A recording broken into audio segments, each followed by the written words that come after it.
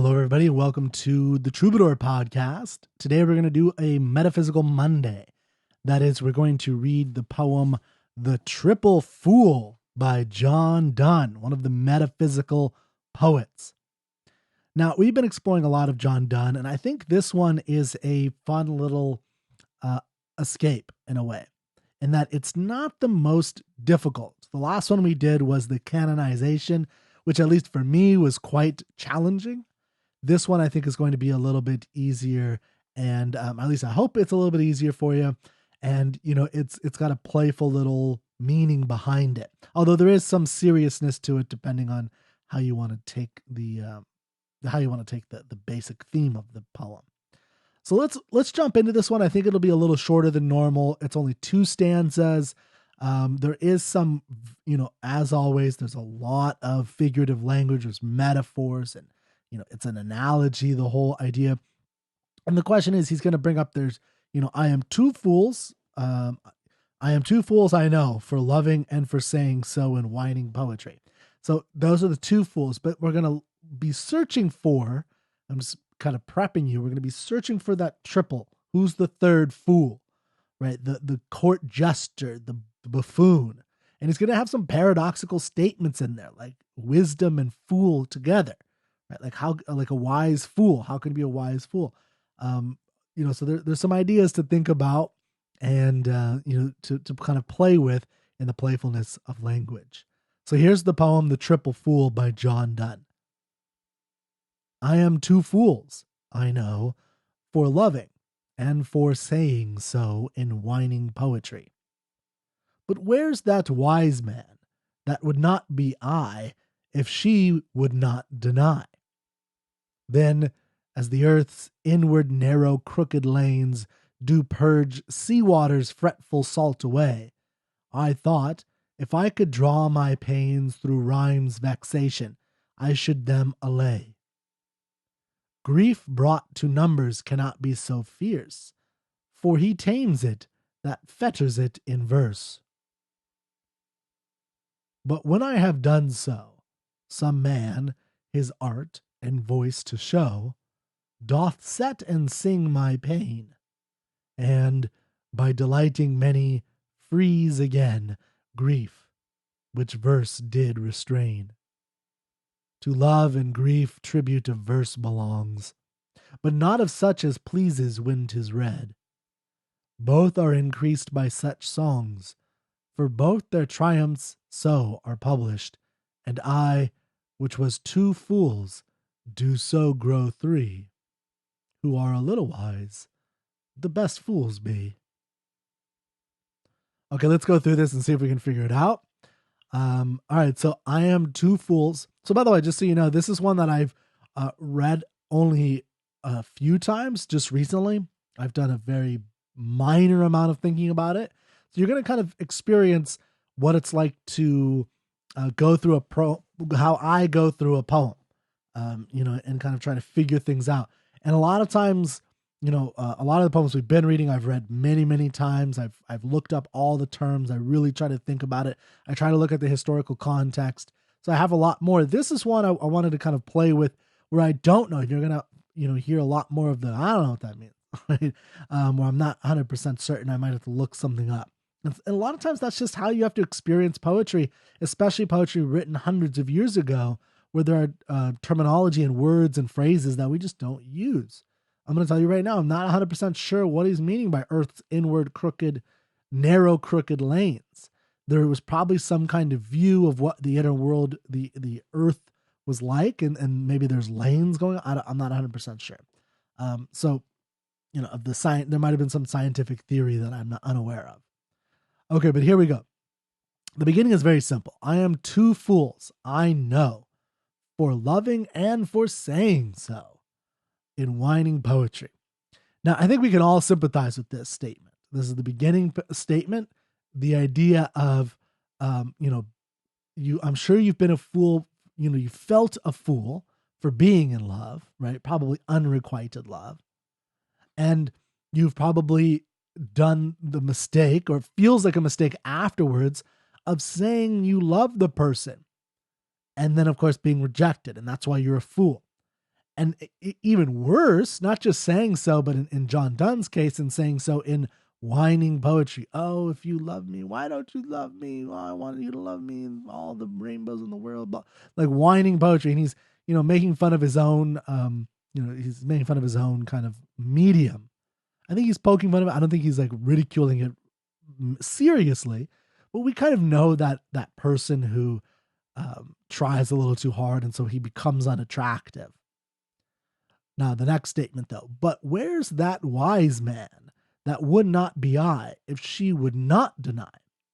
So the line between fool and wise man is thin here in this poem, it looks like, because we know that if, he's a fool, like I've done this, I'm sure you've done this, where you've felt in love and you've told the person and they've rejected it, right? And so, yeah, of course you're a fool. But what if they didn't reject it? Then you wouldn't have been a fool, right? It's only because they did. Before you have that statement with them, you don't know that they're going to say no, right? You don't know that they're not interested. So if you do not tell them how you feel, and if you do not tell them how you feel in poetry, maybe you'll never know. And that line between, well, I told them and it worked versus I told them and it didn't work. That line, I think, is what he's playing with here. Yes, it's easy to say someone. In other words, hindsight is 20/20. It's easy to look back and say, "Oh, I was a fool for being in love with this person. What was I thinking? I was a fool for telling this person." That's even worse because now I'm embarrassed on top of my foolishness that they don't love me. But that's only because you know the outcome. But if you told them and they said yes, or if you never told them, then you would never know the outcome. So, but where's that wise man that would not be I if she would not deny, if she would not say no to you? Well, then of course you should tell her in great poetry. It wouldn't be whining anymore, right? And that's always the funny thing about these kind of love experiences that I think has always been true, not just today. It's not a common thing, is that we may think of these things as silly. Let me just give you an example that. Like when we think about weird things that we might say to a person that we're interested in, or if something can be at a date interpreted as weird or creepy if the other party is not attracted to you. If they are attracted to you, it's no longer weird and creepy. I think we all kind of have experienced that thing where it's like when the other person has their glasses on, the Gaga, not Lady Gaga, but it seems like there's a pop star for every stupid phrase now. But the rose-colored glasses on of love, and then everything you say is, oh, that's so cool. When if those glasses of your lover, the person who's interested in you, if they would be off and they would see you as just a normal person, then the things you say may be very offensive or creepy. It's only because that means that the same phrase spoken by two different people will be interpreted totally differently. And so how does the wise man differentiate between the two? Well, it's only in the conclusion, right? It's only in the outcome that we can differentiate them. Then as the earth's inward narrow crooked lanes do purge sea water's fretful salt away. So something about inward narrow crooked lanes do purge, right? So get rid of seawater's fretful salt away. So we're talking about, maybe it's, I thought if I could draw my pains through rhymes, vexations. So I think I see what he's saying in the next part. I'm not sure the metaphorical language here, do purge seawater. So maybe there's some mechanism there that at this time in the inward narrow crooked lanes that separates seawater from clean water or something. So how do you get out the salt, fretful salt away, right? And we could think of a metaphor comparison between salt water and salty tears. Maybe that's one way he's thinking about it. So how do you purge those things? I'm kind of stretching here, but purge seawater's fretful salt away. So I'm not 100% sure in the, what he's referring to and comparing there. But we can get some context here by saying, I thought if I could draw my pains through rhyme's vexation. So through the pain of the difficulty of rhyming, writing a poem, I should allay them. I should, like put aloe vera on them, make them cleaner, cure them. So, perhaps there's some, so maybe what he's meaning by earth's inward narrow crooked lanes as like all the weaving. I mean, again, I'm not sure, all the weaving like lakes and rivers and such, that if if you're in a fast moving river, you can get a cup of water and it might actually be drinkable, right? So there's no salt water in it. It's not like the ocean, right? And so maybe through that process, that might make sense actually. So through the process of, the ocean going into these rivers and these narrow crooked lanes, that difficulty of squeezing it through there of some sort is actually getting rid of that salt water and making a clean cup that you can actually drink, right?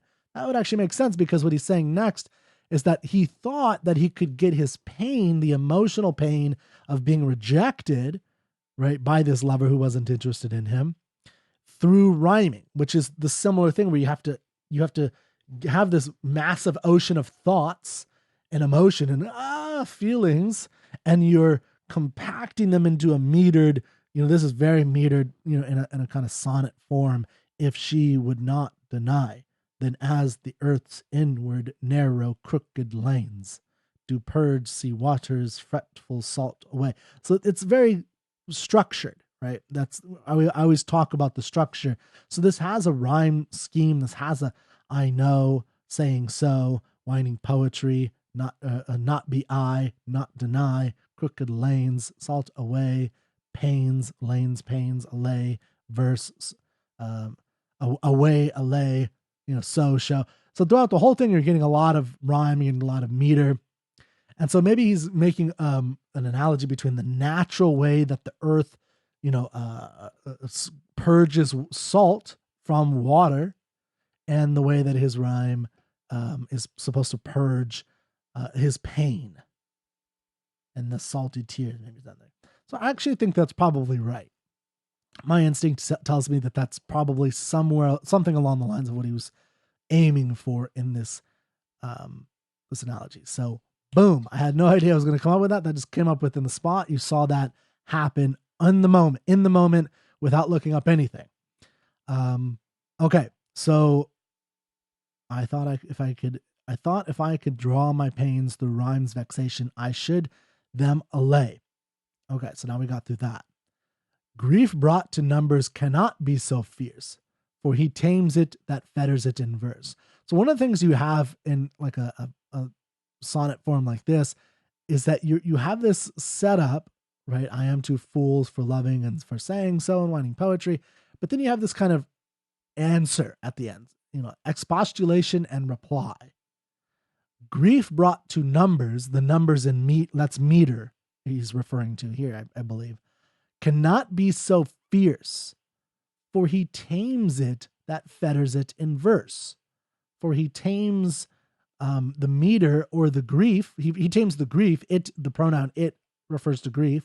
So for he tames the grief that fetters it in verse. So that was the whole point of this first stanza, is that it's not as the grief, and I'm sure you've all gone through grief, all gone through breakup, and that you remember that feeling. Hopefully don't get rid of that. You should always remember it, because it'll help you in the future to remember what you went through. And, but if you bring it into numbers and poetry, it's not as bad, not as fierce. It's not as robbing you of all existence and not wanting to get up and maybe being suicidal, right? Grief brought to numbers cannot be so fierce. For you tame it, right? Like taming a wild lion that fetters. Fetters means shackles, chains, putting chains on it in verse, which is, I guess, a paradox. One might think of it as a paradox, to tame something by fettering it, right? To tame it by chaining it in and putting it into a block box. But it makes a certain kind of sense that you would need that, if you have a feral animal, you would need to have that to, have at least an opportunity to tame it. You'd have to have it fettered, chained in some sort. Otherwise, it'll just run off, right? It'll go wild. So you need to put it into its lane on some level, and you might need chains for that. But there is a kind of paradox between, have the freedom and fettering. But next stanza.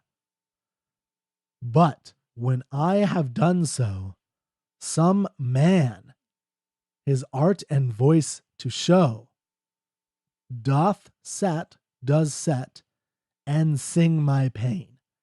Okay, so now we're having the kind of conceit again. He thinks a lot of himself, right? So now I have created this poem. I have set, I'm a double fool.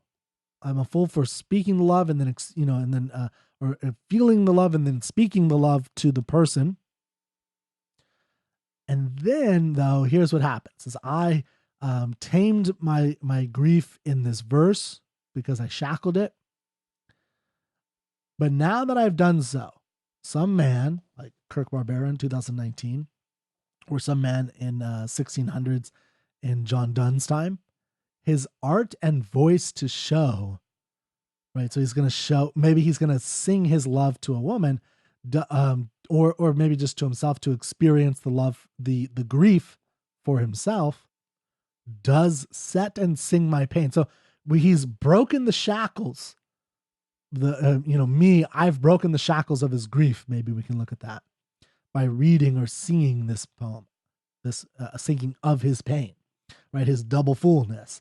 Remember, I was talking about all the grief and pain. Have you felt it, right? I'm trying to unlock it for you. I'm trying to unlock that thing. And that's how you experience a poem. And I think he's saying, well, but when I've done so, some man does sing my, set and sing my pain.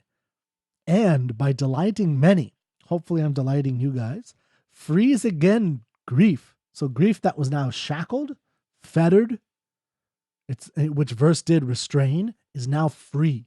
So he's personified. That's what we call personification. Grief, capital G, grief. Think of it as like this, wriggly little winged thing with maybe a distorted human body, and it's all griefed and he shackled it, right? And this is his grief, and he like took it out of him. It was purged through verse, just like the salt is purged out of water, and you just get the clean water. He gets that, he shackles it, and then he's like, I'm gonna put it here in this verse. And then Kirk unleashed it on the world. He's like, stupid Kirk, what are you doing? To love and grief tribute of verse belongs, but not of such as pleases when 'tis read. To love and to grief tribute of verse belongs. So tribute of verse belongs in love and grief, but not of such as pleases when 'tis read. I don't know. I'm not 100% sure on that one, but not of such. If you have ideas, let me know. I'll see if I come up with something at some point in the context of the poem. Both are increased by such songs, for both their triumphs are published. And I, which was two fools, do so grow three, who are a little wise, the best fools be. Both are increased. So we unleashed this grief, if I'm interpreting that correctly, which verse did restrain. So by reading the verse, I'm releasing the grief. To love and grief, so the thing that I just released, tribute of verse belongs. So it belongs in that tribute of verse, but not of such as pleases when 'tis read. So not if it's pleased when read. So if I have a good time reading it, and you listening to it, it doesn't belong in grief, and so it doesn't belong released. Both are increased by such songs. So love and grief are increased. So if you think about what if I had done to people, maybe more people will fall in love, and more people will tell of that love, and more people will be rejected by that love. Maybe that's what he's saying. I don't know. But both are increased by such songs. For both their triumphs so are published. So now that we're all part of this grief and love world, we've unleashed the salt waters on the world. And more people, I'm stretching here. I'm just trying to play with the words. I'm not sure. So we've released this. Now more of you are going to fall in love. Okay. And you're going to feel grief because it's not going to always be requited. You're not going to get the love in return, and you're going to be a double fool for saying it. For both the triumphs so are published, right? So this both for both their triumph, the triumph of love and the triumph of grief. So I think that's what he's saying. The triumph of grief and the triumph of love are published now. So not just love, okay? And I, which was two fools, do so grow three. So he's a third one because of the triumph of love? I don't know. So who are a little wise, the best fools be. Who are a little wise, the best fools be. Okay, so I think I made an error in interpretation in some way that has gotten me awry. So when I do this, sometimes I do recommend looking up because a lot of times people will have good interpretations, but I think we can look at this. And another thing you can try is just reading the stanza again, because a lot of times, I've talked about how the poem unlocks itself. A good poem has the ingredients where in other parts of the poem, it can kind of reveal what is going on. So I think, but when I have done so this whole stanza, so the first stanza, I am two fools, right? We have this whole experience of being two fools because of the love he actually experienced. So there's a real world event, right? So the real world event that John Donne experienced, and then he's a double fool for telling it, and then for telling the woman, and for feeling that love for her, and then telling her. But then we learn that he has been able to stifle it through poetic rhyme, through numbered verse, right? So he put it into this verse.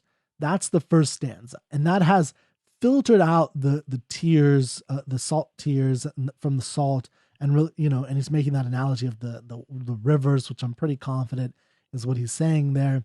That purges the salt from the water. Now the second stanza, he says, "But when I have done that, right, done that whole process of creating the rhymed, metered, structured, fettered verse, some man his art and voice to show." So I want to say that maybe that's not accurate to say that it is just any man. It's some man whose art and voice to show. So maybe a singer.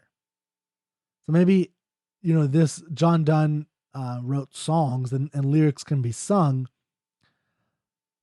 Doth set and sing my pain. So, okay. I think I made it more complicated than it needed to be. So he's saying that now that I have this verse, it's published, it's in the papers. Some guy who wants to, pluck a song to it can sing and, have this, "I am two fools, I know," I don't know. And he makes a song out of these lyrics, out of this, he makes an actual musical with rhythm, like with the actual singing and plucking and maybe some drumming or something. And doth set and sing my pain. So now he's singing it to the world. And by delighting many, frees again. So now he's delighting the masses who are listening to this song, but not in constrained verse, in a more released emotional experience of music.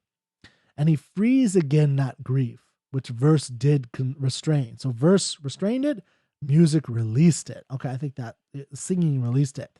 To love and grief, tribute to verse belongs. To love and grief, tribute of verse, but not of such as when 'tis read. So in a certain kind of verse, it's belongs, but not when it's read. So, okay. So it he is advocating for it. Does love and grief does belong in music? Okay, which is obvious. Both are increased by such songs. Yeah. So both love and grief are increased by the songs. It's magnified, which we've all experienced where, like a sad song really makes us sad, whereas sad verse probably doesn't have the same effect. Totally true. Emotionally in the hearer, in the listener, in the audience. For both their triumphs so are published, and I, which was two fools, do so grow three. So he's grown a third fool because now it's in song. So he told it in Winding Poetry. That's fool one. Yeah, Winding Poetry is fool two. Song is fool three. There you go. Song is fool three. Who are a little wise, the best fools be. I think there's a little bit of wisdom in having that experience of being a fool. I think that's what he means by that. Okay, so that was my best crack at going at it blind. I hope you enjoyed Metaphysical Monday. And that, it did seem more difficult. I thought I could do it a little bit better on my first try, but it was more challenging than I thought. But again, I think it wasn't that bad as bad as some other of Donne's poetry. So I hope you enjoyed Metaphysical Mondays, and I'll see you next time.